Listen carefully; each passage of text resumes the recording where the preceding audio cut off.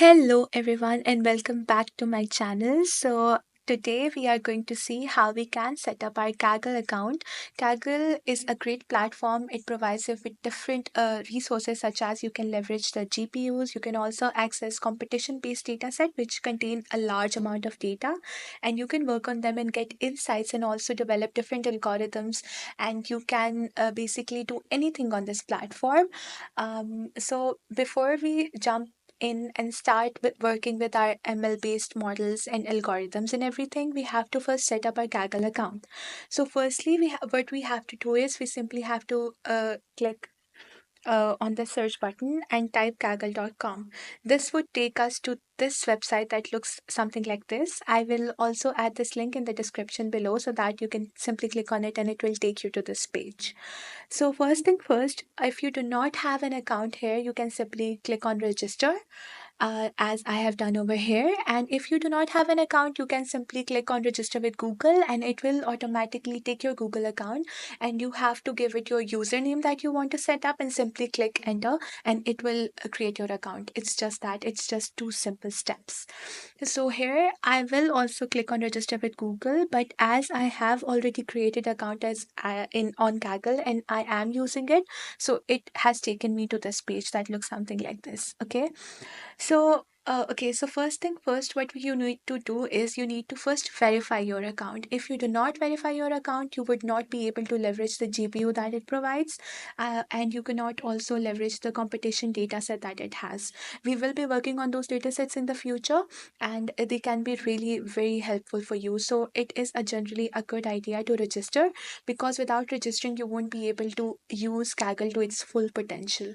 So to register, you have simply click on this icon that contains the profile picture that looks something like this, and you can click on settings.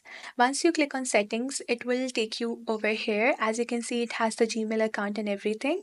Next, here you will see an option to verify my account based on the phone verification, right? So you have to simply click verify my account. Once you click on it, you have to just enter your phone number that you are currently using, because you are going to get a message in which you will have a one-time password. That one-time password needs to be entered here, and then you can simply click enter and it would register your account. It's just as simple as that. Once you are done with that, you are done with the verification. Now your Kaggle account is ready to be used. You can do whatever you like, you can work on it, you can access the GPUs as well. So before starting with the data sets exploration and everything, one thing I just want to show you is that once you click on this profile button over here, as you can see, for 1 week you will get 30 hours of GPU that are available for 30 hours, meaning that when you start using the code and when you are running the code and start training, you will have 30 hours time on the GPU. Once that time is over, your GPU access will be revoked, and then you can use Kaggle, but you have to use it on its original setting, which is on CPU. That's kind of slow, but this amount of time that Kaggle provides is generally good enough if you are training models that are not very big and you are trying to just understand the concepts, or you want to train a model that is not too big and you want to use it. So these are a few things that I think you should consider before we start working on Kaggle. Other than that, there are different tabs over here. As you can see, if I click on the home tab, I can see the amount of notebooks I have created. This is simply the code notebooks that I'm working on. This is a competition based data sets. These are basically the competitions where we have generally a reward with them, and we can work on these data sets, and these provide you a lot of learning, and you can also do submissions to them, and if your code is good enough, there are chances that you can also win.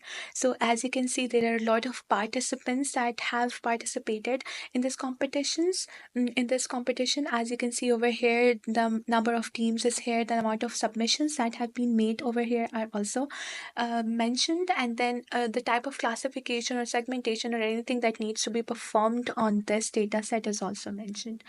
Next thing that is really helpful on Kaggle is that you can find a wide array of data sets. So for example, if I click on the data sets button, this would show you a whole world of data sets that you can use. So, for example, if you want to work in computer vision or NLP or data visualization, or you want some pre trained model, anything you like will be most likely available here. So, for example, on top of my mind, I have a data set. For example, there is a very famous data set called the brain tumor segmentation data set, the BRATS data set. So, I'm going to simply type BRATS. Okay, so as you can see, it would show you the data sets that are available. So for example, I'm going to write BRATS over here, and it would show me the notebooks that people have created related to it, the data sets that have been created, any comments that people have made, and everything. So if I simply click on this data set tab, I as you can see, I have different versions of data set that different people have created and made it public so that we can use them. That is very generous of them. So, for example, if I click on this Brats 2021 Task 1 dataset, I can simply just start using it. So, for example, it has these different files, it has the size and everything. Here, people have also added the description so that you can have a better idea on how you can use them, or if you need to acknowledge the dataset that you have taken and everything. So, in order to use this dataset, I'm just providing you an overview of this so that when we start working on our image classification problems, we can simply take a data set and start working on them. So as you can see, I have a data set over here. I'm going to simply click on this new notebook. This will create my code notebook that has this data set in it. So for example, as you can see, when I click on this new notebook button, it has opened another tab, and in this tab I have my own code notebook that I can start using now, and I can leverage this data set and do whatever I like. For example, if I want to do image classification or image segmentation or instance segmentation, whatever I want to do, I can do it right now. Here, it gives a number to the notebook that you have created. You can obviously change the name, and you can, for example, set like brand sec code, for example. Now, this is my own notebook created just like this. In order to leverage the GPU, I can simply go to the settings option, and as you can see, there are different options provided and different cells and everything. So, in the settings option, I can click on accelerator, and now that my account is verified, I can leverage the GPU and the TPUs as well. So based on my need and based on what I want to do, so for example, if I want to do parallel processing, I can use two GPUs and it would work parallelly and provide me the results much faster as compared to if I'm working on CPU or on my own system. So this becomes really handy when we are working and experimenting with different publicly available data sets, and we want to gain different insights on how those data sets work, and then we can in future work on our own proprietary private data sets, for example, and we can see what kind of results we can have.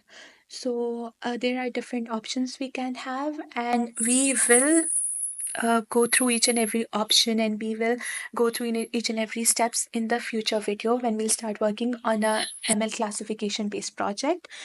We will be using the Kaggle platform, and we will be using the data sets that are available in Kaggle. So I hope you found this video useful, and if you did, please like the video, and I'll see you in the next one. Thank you so much.